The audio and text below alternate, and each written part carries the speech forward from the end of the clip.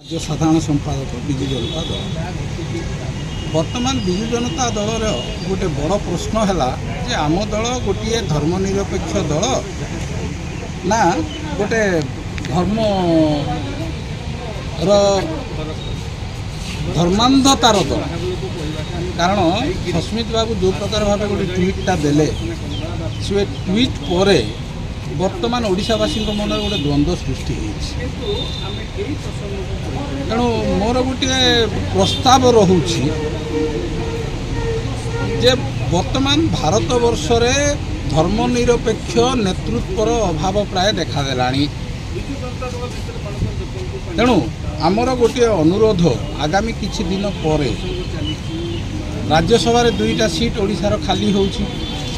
तेणु आम अनुरोध करुचु जे मान्यवर विजु जनता दलर सभापति गोटे सीट नियंतु राज्यसभा जातु एवं केंद्र रे धर्मनिरपेक्षतार राजनीति करंतु। कारण धर्मनिरपेक्षता जो प्रतिबद्धता रही विजु जनता दलर सेटा वर्तमान राष्ट्र स्तर में देखैबार आवश्यकता रही। कारण वाका बिल पर लोके विजु जनता दल को वर्तमान आउ से धर्मनिरपेक्षतार दल हिसाब से किए स्वीकार करूना बोधे सारा देश रे वर्तमान समय आसी आम गोटे अग्नि परीक्षा देवाक पड़ो।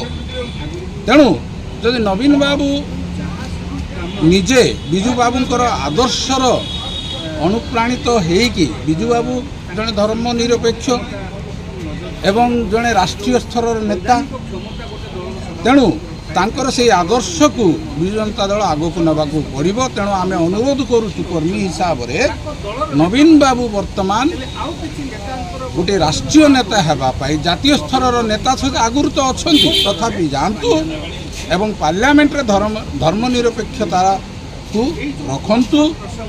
पुणी जदि तांके जाती ताले तो हिंजड़ी रे से वर्तमान एमएलए अच्छा से छाड़ी सी सुजाता पांड्यान पाई छाड़ी दिंतु जदि तांकर इच्छा अच्छी छाड़ी देकी सुजाता पांड्यान को विरोधी दल नेत्री करांतु। कारण सुजाता पांड्यान से आमर मिशन शक्ति माध्यम रे सारा राज्य रे जड़े अति सुपरिचित फेस थिले।